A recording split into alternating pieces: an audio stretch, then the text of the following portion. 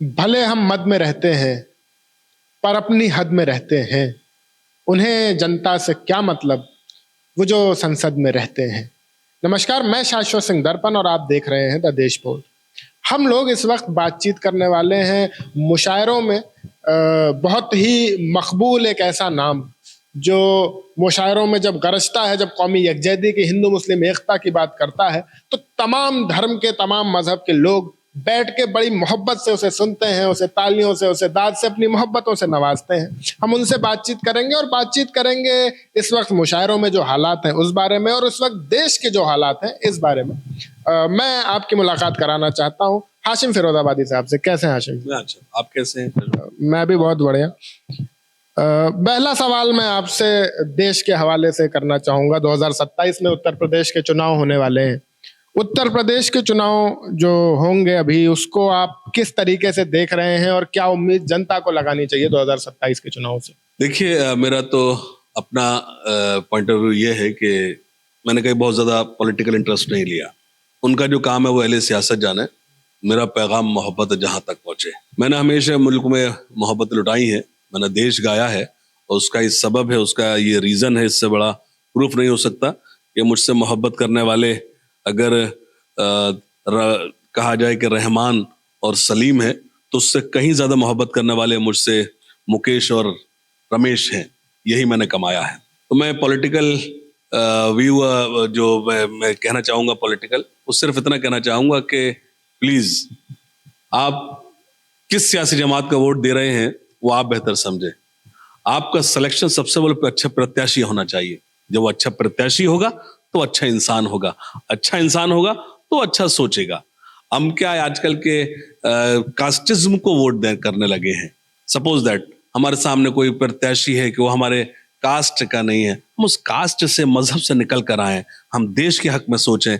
देश के हक में जब सोचेंगे, हमें एक प्रत्याशी का खाका बनाना पड़ेगा कि उस प्रत्याशी की में क्या क्या खूबियां होना चाहिए, प्रत्याशी कितना पढ़ा लिखा है। प्रत्याशी का पढ़ा लिखना होना इसलिए जरूरी है, जाहिर से जब वो एजुकेटेड होगा तो वो एजुकेशन की वैल्यू समझेगा, और उसका पढ़ा लिखा होना जरूरी सबसे लाजमी है। उसके बाद उसकी सोच क्या, उसका मेंटली अप्रोच क्या है। क्या वो सिर्फ मुसलमानों के बारे में सोचता है, या वो सिर्फ हिंदूज के बारे में सोचता है, या वो सिर्फ सिख के बारे में, ईसाइयों के बारे में सोचता है। हमें ऐसा प्रत्याशी चुनना है जो कि इस मुल्क के बारे में सोचता हो, क्योंकि मुल्क का भला वही करेगा जो मुल्क के बारे में सोचता होगा। एक और मुद्दा अभी हाल ही में लखनऊ की विधानसभा में उठा। उर्दू जबान के खिलाफ तमाम बातें कही गई। हमारे माननीय मुख्यमंत्री जी ने भी तमाम चीजें कही। उस पूरे मामले को लेके आप क्या सोचते हैं और क्या राय रखते हैं? उर्दू जबान जो मोहब्बतों की जबान है, जिसका काम मोहब्बत फैलाना है, लोग ये कहते हैं कि बहुत ही शीरी जबान है, उसके खिलाफ ऐसी बातें की गई, उसको लेके आपकी क्या राय? देखिए, सबसे पहले तो आप ही खुद कह रहे हैं शीरी जबान। जब शाश्वत अगर किसी जबान को शीरी जबान कहे तो इसका मतलब काफी है कि उर्दू इसका मतलब मोहब्बतों की जबान है। उनका जो काम है वो अहले सियासत जाना। मेरा पैगाम मोहब्बत जहां तक पहुंचे। मैं सिर्फ इतना कहूंगा, उर्दू जबान इसी मुल्क की जबान है, और उसको एक्सप्लेन करने पर आए तो सभी वाकिफ हैं। उर्दू जबान इसी मुल्क की जबान है। उर्दू जबान, हिंदी जबान, ये दो बहनें हैं, और यकीन इनमें मोहब्बतें कायम रहेंगी। इस पर ज्यादा चर्चा करना ही इसमें डिस्टेंस पैदा करना होता है। कुछ बयान ऐसे होते हैं जो जानबूझकर दिए जाते हैं, हम उस बयान को तूल दे देते हैं और वो बयान देने वाले कामयाब हो जाते हैं। मेरा अपना मानना है, जिस चीज को खत्म करना हो उसका जिक्र खत्म कर दो, नफरतों का जिक्र खत्म कर दो, नफरत खुद ब खुद खत्म हो जाएंगी। हाशिम भाई, इस वक्त जो है मुशायरों में जो ऐसा देखा जा रहा है कि मुशायरों में भी लगातार जो उर्दू शेर, उर्दू की लैंग्वेज में शेर कहने वाले ऐसे तमाम लोग आ रहे हैं जिनका ताल्लुक जो है हिंदू धर्म से भी है, जिनका ताल्लुक सिख धर्म से भी है, और उन्हें भी बहुत मोहब्बतों से नवाजा जा रहा है। क्या ये चीज एक काम करेगी? ये जो डिस्टेंस है उसको खत्म करने में एक ब्रिज का काम करेगी? ये जो नफरतें फैलाने की कोशिश है उनको नाकाम करने में ये सफल हो पाएगी इस तरीके से? देखिए, सबसे अच्छी बात कि आप जो क्वेश्चन पुट अप कर रहे हैं उसका आंसर भी आप खुद से दे रहे हैं शाश्वत जी। सबसे अच्छी बात, खत्म करेगी अलग बात है। डिस्टेंस तो खत्म हो गया। मुशायरा, कवि सम्मेलन, अब सिर्फ नाम के कवि सम्मेलन मुशायरे हैं। हमारे मुशायरों में चाहे वो आप से फॉर एग्जाम्पल हमारे मुशायर स्वयं श्रीवास्तव है, नई कोमर है, मणिका दुबे है, हिमांशी बाबरा है, और ढेर सारे लोग, अजहर इकबाल साहब हिंदी में उर्दू गजल मुशायरों में हिंदी गजल सुना रहे हैं। अब हिंदी मंच पर हाशिम फिरोजाबादी हैं, शबीन अदीब साहिबा हैं, अजहर इकबाल साहब हैं। तो इसका मतलब कि हिंदी वालों ने हमें प्यार दिया तभी तो हम वहां पहुंच रहे हैं। उर्दू वाले हिमांशी बाबरा को प्यार दे रहे हैं, तो इसीलिए तो हम लोग वहां, वो लोग यहाँ पहुंच रहे हैं। तो इसका मतलब हिंदी जबान हो चाहे वो उर्दू जबान, वो सिर्फ मोहब्बत तकसीम करती है। इसलिए हमको हमारी जो हिंदी भाषा है, हिंदी जबान है, उसने हमें अहमियत दी। मैं तो यूं कहूं कि मुझे तो खास तौर से जो पहचान मिली वो हिंदी मंच से मिली। मैं मुशायरों में हो सकता है काफी टाइम से हूँ, लेकिन एक शो था वाह वाह क्या बात है, उसमें मैं तो यूं कहूंगा कि हिंदी मंच पर मेरे प्रमोटर, मैं यूं कहूँ खास तौर से जो रहे भाई शैलेश लोढ़ा जी, आज मैं जो कुछ भी हूँ उनकी मोहब्बतें हैं। मोहतरम हिंदी मंच पे अभी एक बड़ा नाम है, आप देखें विनीत चौहान जी, मेरे बड़े भैया आए हैं, उन्होंने मुझे बहुत हिंदी मंच पे, आदरणीय हरिओम पवार जी हैं, ये सब मुझे बहुत इनका प्रेम मिला, सुरेश अवस्थी जी हैं। तो हिंदी मंच पर मैं मुशायरों से ज्यादा बिजी रहा।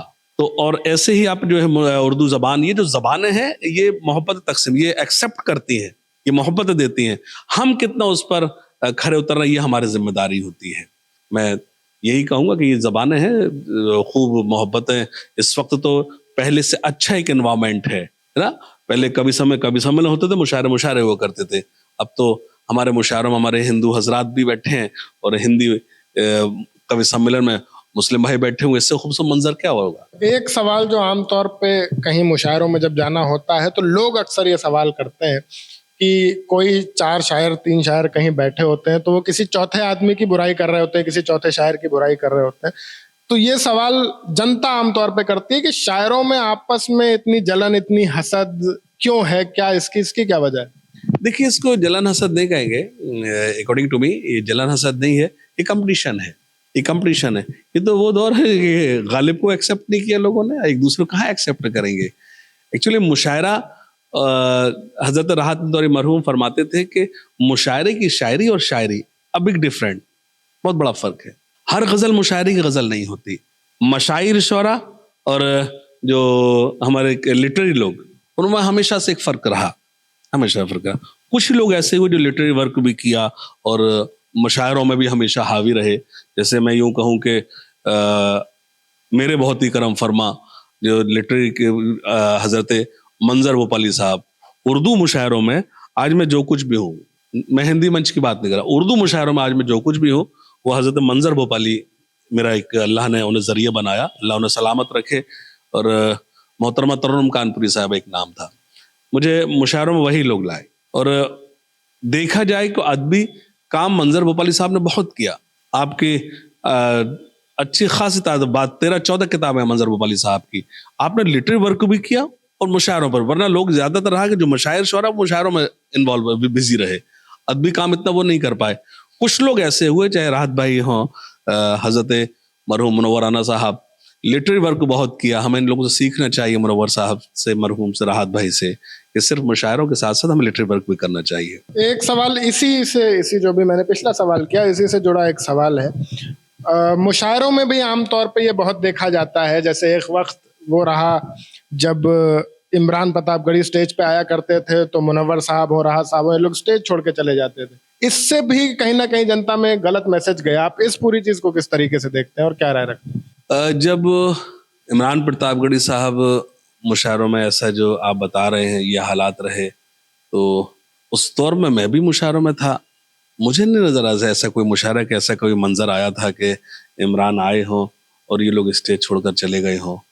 तो शायद आपके इल्म में होगा, मेरे इल्म में नहीं है ऐसा कोई मंजर। क्या मतलब वाकई इतनी जलन, इतनी हसद नहीं है आपस में, शायरों में सब अच्छा चल रहा है, ये मान लिया जाए? नहीं, ये हमारा परिवार है, ये हमारे फैमिली है ये सब।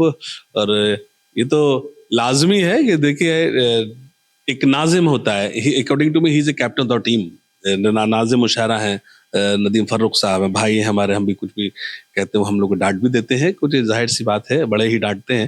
तो हम तो अक्सर किसी बात पर नदीम भाई से चर्चा भी करें, नदीम भाई ऐसा है आउट ऑफ स्टेज भी कर लेते हैं। तो अगर बड़े कुछ नसीहत भी करें तो वो हमारे हक में बेहतर ही होता है, हमें सीखना चाहिए उनसे। आने वाले वक्त में किन नौजवान शायरों को आप देखते हैं जो एक ऐसे शायर के तौर पे उभरेंगे जिनसे लोग मोहब्बत करेंगे, जिनको लोग चाहेंगे? आने वाले वक्त में हाशिम फिरोजाबादी की जगह कौन लेगा मुशायरों में? देखिए, हाशिम साहब से पहले भी कोई था, है ना? कल कोई आएगा हमको कहेगा साइड हुई, अब हम आ गए। राहत साहब का शेर था, रवायतों की सफ़े तोड़कर बढ़ो वरना जो तुमसे आगे हैं वो रास्ता नहीं देंगे। तो यकीनन कि हमेशा अगर कोई ज़ात बाकी रही तो अल्लाह की ज़ात है, कल हम नहीं होंगे, ये पहले से हमें मेंटली प्रिपेयर है। तो यकीनन हमें ये सोचना चाहिए कि हमारे कोई आएगा वो हमको पुश करे, वो आगे निकलेगा। और ये तो इतना टैलेंट है इस मुल्क में कि मैं कहता हूँ दुनिया के किसी मुल्क में इतना टैलेंट नहीं है। जो टैलेंट से तो ये मुल्क भरा हुआ है, किसी फील्ड में जाइए। और अदबी सरगर्मियां तो इस मुल्क में बहुत है। आप देखिए, हिंदी गजल, उर्दू गजल, क्या लोग नई नई रदीफ काफियों में गजलें कह रहे हैं। यकीनन कल हम नहीं होंगे जहाँ हैं। कुछ ऐसे लोगों के नाम जो आने वाले वक्त में आपको लगता है कि मकबूल होंगे बतौर शायर हिंदुस्तान? देखिए, मैं अभी इस लायक नहीं हुआ कि मैं कुछ नाम सिलेक्शन करके आपके स्टूडियो, आपके माइक पर, आपके चैनल पर ये बोलूं कि ये चंद नाम ऐसे हैं। चलिए, इस सवाल को मैं दूसरे तरीके से पूछ लेता हूँ कि नौजवानों में इस वक्त आपके पसंदीदा शायर या शायरा कौन सी? इस वक्त देखिए, अगर मैं यूं कहूं कि अगर किसी ने चौंकाया है हमारे मुशायरों के स्टेज को, तो हमारे बहुत ही प्यारा भाई है एक वसीम राजूपुरी, बहुत अच्छे शायर है। अभी मेरे साथ सऊदी थे एक मुशायरे में, तो वाकई जाहिर सी बात है कि अल्लाह जब मौका दे, तो अभी मेरे साथ वो सऊदी जुबैल में थे। तो जुबैल के आप क्लिप जैसा वसीम राजूपुरी, वहाँ लोग चौंके उस वो क्लिप से, एकदम से लाइमलाइट। एक अच्छा नाम वसीम राजूपुरी, लोग ताज्जुब कर रहे हैं कि ये शख्स अभी तक था कहाँ। शायरात का नाम लूँ और एक शायर और अभी बीच में इब्राहिम अली ज़ीशान, दुबई में मैंने सुना, बहुत अच्छा नाम, बहुत मुतासर हुआ। एक नाम शायरात में आया, हिमांशी बावरा, खुदा सलामत रखे, बहुत अच्छा पढ़ती है बच्ची। तो मैं तो दुआएं कर सकता हूँ क्योंकि मेरे ये छोटे बहन भाई हैं और वसीम भाई तो हमारे बड़े भाई हैं। तो यकीनन ये लोग का और भी लोग हैं जिनका फ्यूचर ब्राइट ही है। और अभी मैं लोगों पर राय दूं, मैं अभी इस लायक अपने आप को नहीं समझता। समझा जाए कि आने वाले वक्त में जो है उर्दू अदब जिन नौजवानों के हाथ में गया है तो सही हाथों में गया है। बिल्कुल बिल्कुल, लोग बहुत मेहनत कर रहे हैं। मैं तो यूं कहूँ कि हमसे ज्यादा मेहनत कर रहे हैं। अगर मैं ये कहूँ कि लोग हमने तो इतनी मेहनत भी नहीं की, खुदा ने इतना नवाज दिया है। रियलिटी मैं आपके चैनल के सामने बोल रहा हूँ, आई एम एक्सेप्टिंग, क्योंकि because I was a cricketer. मैं यूपी टीम से थोड़ा सा खेलने के इत्तेफाक हुआ। मैं स्पोर्ट्स कॉलेज लखनऊ का प्रोडक्ट हूँ। ये आरपी सिंह, रैना, दोनों मेरे जूनियर थे। कैफ मेरा बैचमेट था, वो कानपुर हॉस्टल से थे, कैफ मैं लखनऊ से था। तो आई वॉज विकेट कीपर। तो जब Ritan Sodhi, he was captain of the under 15 team, जब टीम वहाँ गई थी इंग्लैंड, सोडी कप्तान था। तो कैंप में थे Prashant Malviya, he was a team member. हम लोग कैंप में क्या यहाँ सिलेक्शन ट्रायल वायल पर हम लोग सब, तो आई वॉज क्रिकेटर। तो हमने तो इतनी मेहनत भी नहीं की जितनी खुदा ने नवाज दिया है, बस करम है खुदा का। और मैं तो अपने नए भाइयों से यही कहूँगा कि खूब मेहनत कीजिए, खूब आगे बढ़िए। यानी आपके शायर बनने से हमें 2-4 वर्ल्ड कप का तो नुकसान हुआ ही है कम से कम। ये भी कहा जाना चाहिए। लेकिन ये सच है, ये सच है। उस वक्त जो दौर था जब हम क्रिकेट खेला करते, वो दौर था राहुल द्रविड़ जी का। राहुल द्रविड़ उस वक्त कहा जाए चाइना वॉल कहा जाता, खड़े हो गए तक, क्योंकि ऊपर लंबी पारी विकेट पर खड़े रहना है। तब 50 ओवर्स में 230 240 इनफ होता था। मैं उस वक्त T20 खेला करता था। जब मैं 4-6 ओवर जब तक होते तब तक तो मेरे 40-50 अपने हुआ करते थे। उस वक्त मेरा मिजाज था, बहुत फास्ट खेला करता था।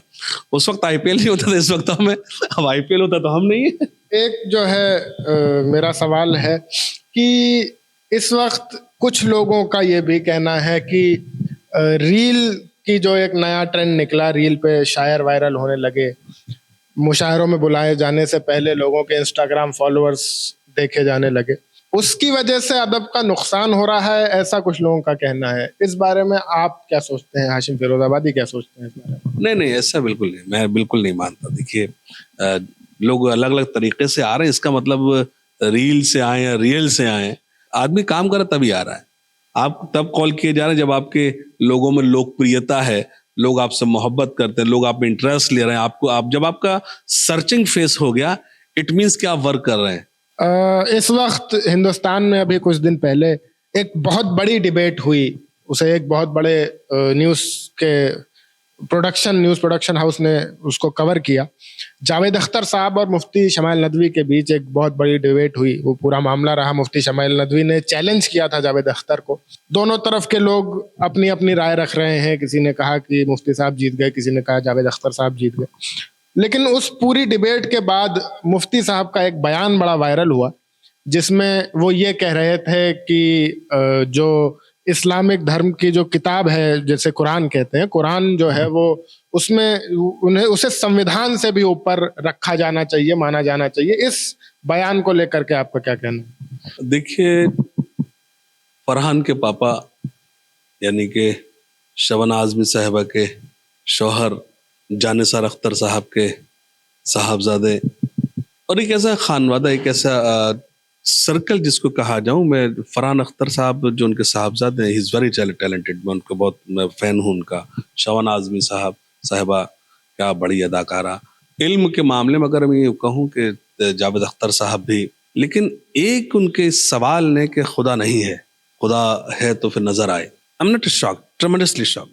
कैसे ऐसे कोई शख्स इस तरह का सवाल गैर महज़ब जिसे कहा। मैं उनके लिए सिर्फ इतना कहूँगा, खुदा उन्हें हिदायत दे। आप देखिए, हिंदू धर्म हमारा साफ कहता है ईश्वरम निराकारम, ईश्वर का कोई आकार नहीं है। ईश्वर का जब कोई आकार ही नहीं है तो हम उसे देख कैसे सकते हैं? अगर देखने वाली दलील है तो जावेद अख्तर साहब का होना ही सबसे बड़ी दलील है कि खुदा की जात है। आप कैसे कह सकते हैं खुदा नहीं है? आपकी तमाम नज़में ये बता रही हैं, गीत बता रहे हैं कि खुदा है। तो मैं कहूँगा ये बहुत शोहरत पाने के लिए बहुत छोटा सा घटिया सा सवाल है, और शोहरत पाने के लिए लोग कितने सस्ते हो जाते हैं। Please topic change. Smile Nadvi वाले बयान पे जो है क्या वही बता रहा है कि मैं बिल्कुल खुदा की जात है। दुनिया जो सब ईश्वर ने बनाई, अल्लाह ने बनाई है, खुदा क्यों नहीं है? वो कैसे लोग हैं? मैं तो समझ में तो ताज्जुब करता हूँ जो लोग ये कहते हैं ईश्वर नहीं, भगवान नहीं, अल्लाह नहीं। कैसी बात कर रहा है? इसमें जो है शमाइल नदवी ने जो एक बयान उनका बाद में वायरल हुआ कि कुरान संविधान से ऊपर है, या कुछ हिंदू धर्मगुरुओं ने भी ये बात कही कि गीता जो है वो संविधान से ऊपर है। इस चीज को लेकर के आप दोनों तरफ के लोगों से क्या बात कहना चाहेंगे या क्या सवालात पूछना चाहेंगे? मैं तो सिर्फ ये कहूंगा, सबसे बड़ा प्रेम है जो देश प्रेम है, इस मुल्क से मोहब्बत करें, क्योंकि मजहब इस्लाम हो, कोई मजहब हो, वो इस मुल्क से, आप जिस मुल्क में रहे हो उसके लिए मर मिटने का हुक्म देता है। मैं इस किसी कंट्रोवर्सी में नहीं कोई जवाब देना चाहता, ना सवाल क्वेश्चन पुटअप करता। मैं सिर्फ ये कहूंगा, जिस मुल्क में रहो उसके लिए मर मिटो, यही इस्लाम कहता है। That's all. एक बड़ा मसला इस वक्त चल रहा है, हम लखनऊ में बैठे हुए हैं। लखनऊ में केजीएमयू में जो है एक बहुत ही रेप्यूटेड डॉक्टर के ऊपर इल्ज़ाम लगे कि वो एक लड़की से शादी का वादा करके जो है उसका धर्मांतरण कराने की, उसका धर्म परिवर्तन कराने की कोशिश कर रहे थे। और इसके बाद फिर बहुत सारे सवाल मौजूदा सरकार ने जिहाद को लेकर के उठाए। आप इस पूरी चीज को किस तरीके से देखते हैं? देखिए, कोई हो, किसी मजहब का मानने वाला हो, गलत तो गलत है। मैं जो कहना चाह रहा हूँ, आपने कहा कि जिहाद को, आपका जो असल लफ्ज है कि आप जिहाद किसे समझते हैं, मैं जिहाद किसे समझता, मैं आपको वो बता रहा हूँ। मुझे अच्छी नौकरी पाना है तो लाजमी है कि मैं उसके लिए जिहाद करूँ। जिहाद यानी मेहनत, मशक्कत, जंग, एक लड़ाई अपनी मंजिल को पाने के लिए। जिहाद अपने जो आप मुल्क के हक में जो आप कोशिशें कर सकते हैं और दुश्वारियों को दूर कर सकते हैं, आप मुल्क के लिए जो कुछ भी कर सकते हैं, मर मिटें आप, तो मुल्क की तरक्की कैसे हो, मुल्क की तरक्की करने के लिए जो आप बीच में कोशिशें कर रहे हैं, वही जिहाद है। आप अपने आप को कामयाब इंसान बनाना चाहते हैं, उसके लिए जो आप मेहनत कर रहे हैं, तो उसी को जिहाद समझता हूँ। आप जिहाद को किस तरह से एक्सप्लेन करते हैं लोग, वो जाने। मेरा अपना मानना यही है कि अगर आप चाहते हैं कि आपकी लाइफ कामयाब रहे, आप कुछ ऐसा रहे कि जिंदगी कामयाब रहे, तो जिंदगी को कामयाब बनाने के लिए कि आप सपोज दैट जो आपका एक गोल है, आपको माउंट एवरेस्ट की उस चोटी को छूना है, अब उस माउंट एवरेस्ट की चोटी तक पहुंचते हुए जो आप वर्क कर रहे हैं वही जिहाद है। आप मेरा इंटरव्यू ले रहे हैं तो मुझे यहाँ इस सीट पर बैठने के लिए जो मैंने मेहनतें की, इस सीट तक पहुंचने के लिए जो मैंने किया, वही जिहाद है। जिहाद को लोग किस नजर से देख रहे हैं वो मैं नहीं समझता। जिहाद जो है, आपकी जो लड़ाई है अपने मंजिल को पाने के लिए, उसी का नाम, बीच में जो आपने मेहनत मशक्कत की है, कोशिशें की हैं, जो जद्दोजहद है, उस जद्दोजहद का नाम ही जिहाद है। चलते चलते हाशिम भाई, आप कुछ अपनी गजलें, कुछ अशार या कोई नज्म का छोटा सा हिस्सा जो आप सुनाना चाहें, जो आप पैगाम देते हैं आमतौर पे मुशायरों में, वो पैगाम आप हमारे व्यूअर्स को अगर देना चाहें अपने अशार के जरिए। मैं 4 मिसरे आपको सुनाता हूँ। मत 4 मिसरे यूं सुने। अब न हो मुल्क में कोई दंगा कभी, और मैली न हो अब ये गंगा कभी। आइए आज हम मिलके खाएं कसम, झुकने देंगे न हाशिम तिरंगा कभी। आइए आज हम अब न जो न अब तक हुआ कर दिखाएंगे हम, गैर को भी गले से लगाएंगे हम। अपने हिंदुस्तान को खुदा की कसम फिर से सोने की चिड़िया बनाएंगे हम, अपने हिंदू। बहुत बहुत शुक्रिया दोस्तों, आप सुन रहे थे हाशिम फिरोजाबादी साहब को। मेरी भी आपसे यही दरख्वास्त है कि जो उनका पैगाम है मोहब्बत का, उसे आप तक पहुंचाया जाए। इसी तरह ये देश बना रहे, ये मोहब्बतें बना रहे। आप देख रहे हैं द देश बोर्ड और मैं शाश्वत सिंह दर्पण।